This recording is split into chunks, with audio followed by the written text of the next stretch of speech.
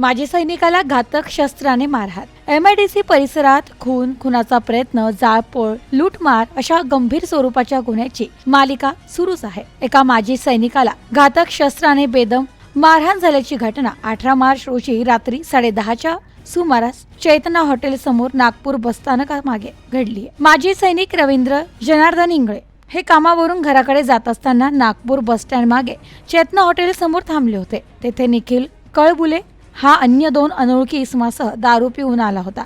त्यांनी आरडाओरडा करून मोठ्याने गाडीचा हॉर्न वाजवला. त्यावर इंगळे त्यांना म्हणाले की हॉर्न वाजवू नका. याचा त्यांना राग आल्याने त्यांनी इंगळे यांना ढकलून शिवीगाळ करीत लाथाबुक्क्यांनी मारहाण केली. तसेच त्यांच्याकडील टोकदार हत्याराने इंगळे यांच्या डोक्यावरील समोरील बाजूस, नाकावर व कानावर वार केले. त्यातील एकाने दगडाने त्यांच्या पाठीत मारले आणि शिवीगाळ करीत ठार मारण्याची धमकी दिली. या मारहाणी दरम्यान त्यांच्याकडील सोन्याची चैन आणि 5 ते 5.5 हजार रुपये कोठेतरी पळून गहाळ झाले. या मारहाणीत रवींद्र इंगळे गंभीर जखमी झाले. यावेळी घटनास्थळी बघणाऱ्यांची मोठी गर्दी जमली होती. जखमी इंगळे यांना तातडीने रुग्णालयात दाखल करण्यात आले. या प्रकरणी MIDC पोलीस ठाण्यात रवींद्र इंगळे यांनी दिलेल्या फिर्यादीवरून निखिल कळबुले व अन्य दोघांविरुद्ध भारतीय न्याय संहिता 118, 115, 351, 352, 359 गुन्ह्याची नोंद केली असून पुढील तपास गणेश पालवे हे करीत आहेत. Bureau report, news today 24, Ahilyanagar.